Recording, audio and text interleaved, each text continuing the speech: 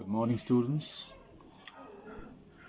The chemical formula of water is H2O. I'm sure all of you know. Water is a compound and not an element or a mixture. Why do you say that? Because in water the elements hydrogen and oxygen are combined in a definite proportion by mass, that is 1:8. Properties of water differ from the properties of its individual elements, hydrogen and oxygen.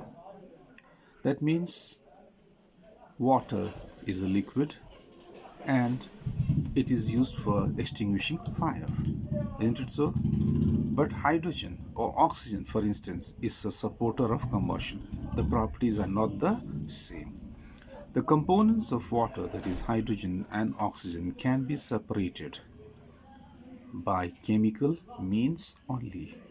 That means water is a compound that contains hydrogen and oxygen, and these two elements can be separated only by chemical means, and that is electrolysis, passing electric current. Now, why do we say water is a universal solvent? Water can dissolve many substances to form aqueous solution. Water dissolves inorganic compounds like electrovalent compounds. Certain organic compounds like maybe sucrose, sugar, etc. and a large number of gases, maybe carbon dioxide, sulfur dioxide, nitrogen dioxide, hydrogen chloride, ammonia, etc. hence is called a universal solvent. Now, why does it dissolve so many substances in it? Water is a polar covalent compound and has a high dielectric constant. As such, water rapidly dissolves many substances in it. Now we come across the term solutions, suspension, colloid. What do you understand by the term solution? A solution is a homogeneous mixture of two or more substances. Table salt is mixed with water. We get an aqueous solution of table salt, or you call it sodium chloride solution or aqueous sodium chloride. So when do you get solution? When you dissolve solute in a solvent, the resultant mixture obtained is a solution.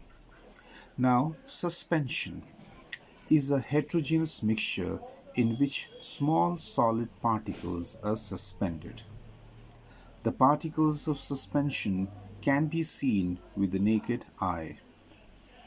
The particles of a suspension are bigger than those of a solution, and this is the reason why you can see with your naked eyes. For example, smoke that is being emitted from the moving vehicles, train, factories, etc., chalk powder in water, even some medicines. Then what is a colloid? A colloid is a heterogeneous solution in which the solute particles are larger than those of a solution and smaller than those of a suspension, that is in between. For example, milk, blood, cream, etc. These are some good examples of a colloid. Now please learn why water is called a universal solvent and the reasons behind it, the definition with examples of solution, suspension and colloids. Thank you.